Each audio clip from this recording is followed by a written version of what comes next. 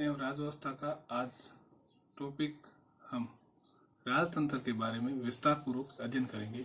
राजतंत्र में क्या होता है कि राजतंत्र में सभी शक्तियों का केंद्र बिंदु होता है। शक्तियों का क्या होता है? केंद्र बिंदु। तो सभी शक्तियों का केंद्र बिंदु राजा को माना जाता है। राजतंत्र में विधायिका हो गया, चाहे कार्यपालिका हो, चाहे न्यायपालिका हो, तीनों ही शक्तियों का प्रमुख केंद्र बिंदु कौन होगा? राजा होगा। इस कारण सभी डिसीजन भी राजा लिया जाएगा। तो इस कारण उसकी शासन व्यवस्था में निरंकुश शासन व्यवस्था होगी। ये किस टाइम थी? जब भारत आजाद हुआ था, उससे पहले राजाओं का शासन था और राजाओं के द्वारा जनता का क्या किया जाता था? शोषण किया जाता था।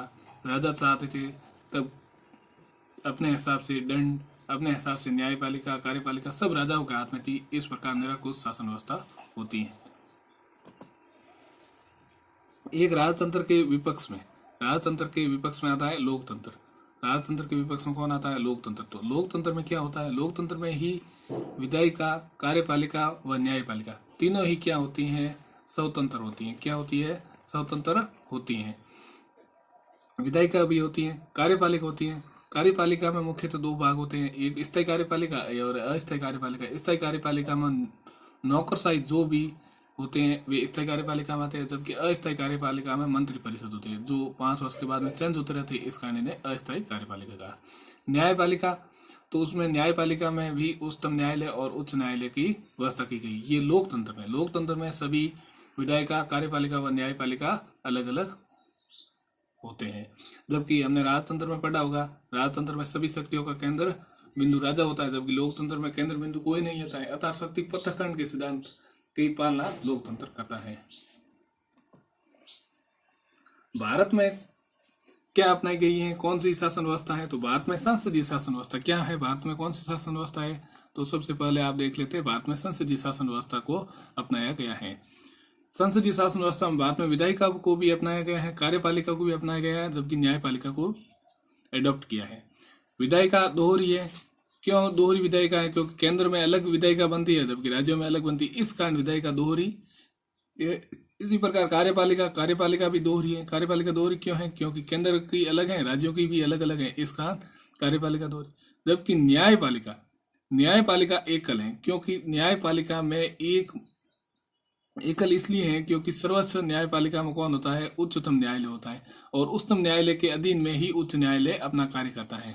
इस प्रकार भारत में संसदीय शासन व्यवस्था अपनाई गई। न्यायपालिका एकल है, कार्यपालिका दोहरी है तथा विधायिका भी दोहरी है। नेक्स्ट, भारत में संसदीय शासन व्यवस्था होने के बावजूद भी स्पष्ट शक्ति पृथक्करण नहीं हुआ है। कि लोकतंत्र है लेकिन स्पष्ट लोकतंत्र में भी स्पष्ट शक्ति पृथक्करण नहीं हुआ है।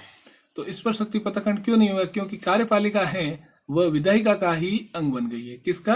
विधायिका का अंग बन गई। जबकि न्यायपालिका एक तरीके के स्वतंत्र है, जबकि विधायिका होती है उनका ही कार्यपालिका अंग बन गई है।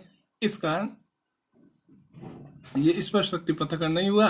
विधायिका का अंग कौन बन गई? कार्यपालिका, और न्यायपालिका स्वतंत्र है।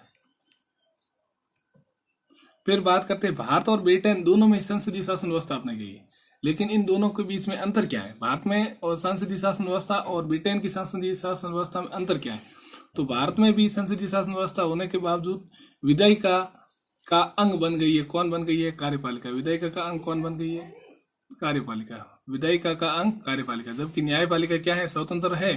तो इस कारण सर्वोच्चता किसे दी गई है? संविधान को सर्वोच्चता दी गई। भारत में संसदीय शासन व्यवस्था में सर्वोच्च कौन है? संविधान है।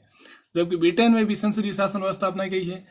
ब्रिटेन में संसदीय शासन व्यवस्था में संसद के ही दोनों ही सदस्य होते हैं। कौन होते हैं? कार्यपालिका व न्यायपालिका। इस कारण ब्रिटेन में सर्वोच्चता सबसे ज्यादा किसको दी गई है? तो संसद को दी गई है। ये विशेष करके ध्यान रखना। भारत और ब्रिटेन की संसदीय शासन व्यवस्था में ब्रिटेन में सबसे ज्यादा सर्वोच्चता किसे दी गई है? तो सबसे ज्यादा सर्वोच्चता संसद को दी गई है, जबकि भारत में संविधान को सर्वोच्चता दी गई है, क्योंकि एकल न्यायपालिका है। न्यायपालिका हमेशा डिसीजन लेने में स्वतंत्र है। अध्यक्षात्मक शासन व्यवस्था। अध्यक्षात्मक शासन व्यवस्था क्या होती है? तो अध्यक्षात्मक शासन व्यवस्था में तीनों ही कौन? कार्यपालिका, न्यायपालिका तथा विधायिका तीनों ही स्वतंत्र होती हैं। ये इस प्रकार की शासन व्यवस्था हमने कई देशों में नहीं देखी है, बल्कि अमेरिका एक देश ऐसा है जिसमें अधिकारात्मक शासन व्यवस्था है, जिसमें कार्यपालिका, न्यायपालिका और विधायिका तीनों ही स्पष्ट रूप से डिसीजन लेने के काबिल हैं। तो भारत में संसदीय शासन व्यवस्था है, विधायिका दोहरी है, कार्यपालिका भी दोहरी है, जबकि न्यायपालिका एकल है।